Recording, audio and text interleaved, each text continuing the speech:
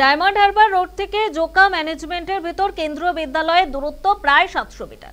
অভিভাবকদের অভিযোগ, ছাত্রছাত্রীদের গেটে ছেড়ে দিলে স্কুল ব্যাগ বই নিয়ে যেতে কষ্ট হয়, কারণ অনেক ছোট ছোট ছেলেমেয়েরা স্কুলে পড়ে। আর এই অবস্থায় ম্যানেজমেন্টের গেট থেকে কেন্দ্রীয় বিদ্যালয় পর্যন্ত যাওয়ার জন্য বিশেষ ব্যবস্থা গ্রহণের দাবি জানিয়েছেন অভিভাবকরা। তবে এক্ষেত্রে ম্যানেজমেন্টের তরফে একটি টাকা ধার্য করা হচ্ছে ভিতরে গাড়ি নিয়ে যাওয়ার জন্য। অভিভাবকদের অভিযোগ, টাকা না দিলে ম্যানেজমেন্টের তরফ থেকে বলা হচ্ছে বাচ্চাদেরকে গেটের সামনে ছেড়ে দিতে। স্কুলের তরফ থেকে 2 হুইলারের জন্য 3000, 3 হুইলারের জন্য 5000 এবং 4 হুইলারের জন্য 6000, পাশাপাশি বাসের জন্য 12000 টাকা ধার্য করা হয়েছে। তবে অভিভাবকদের তরফে জানানো হয়েছে এই টাকা তাদের পক্ষে দেওয়া সম্ভব নয়। পাশাপাশি তারা স্কুলের সামনে বাচ্চাকেও ছেড়ে দেবে না, কারণ কয়েকদিন আগেই একটি বাচ্চা জলে ডুবে মারা গিয়েছে। যদিও সেই বাচ্চাটি স্কুলে নয়, তা সত্ত্বেও বাচ্চাদের একেবারে গেটের সামনে ছাড়তে নারাজ অভিভাবকরা।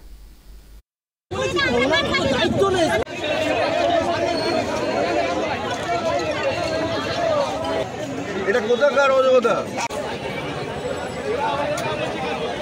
আমাদের কোনো রিপ্লাই দেয়নি। ইন দি মিন টাইম তারা আরেকটা নোটিশ দিয়েছে যে 1 আগস্ট থেকে ঢুকতে গেলে টাকা লাগবে, এবং গেটেও ঢুকতে দেয়নি। বাচ্চাকে ছেড়ে দাও গেটের কাছে, তোমরা চলে যাও। ডায়মন্ড রোডের উপর বাচ্চা 2 কিলোমিটার পিঠে ব্যাগ নিয়ে ক্লাস 1, 2, 3 করে যে বাচ্চা 15 কেজির ব্যাগ নিয়ে সেই স্কুলে যাবে, রাস্তার ধারে পুকুর। বিগত 3 দিন আগে একটা বাচ্চা জলে ডুবে মারা গেছে, তার রেসপন্সিবিলিটি কে নেবে? যার জন্য আমাদের প্রতিবাদ, স্কুল অবধি বাচ্চা ঢুকতেও দেয়, সেখানে আমরা যাবো, বাচ্চাকে ছাড়বো, সুষ্ঠুভাবে বাচ্চাকে নামাবো, আবার আমরা বেরিয়ে আসবো।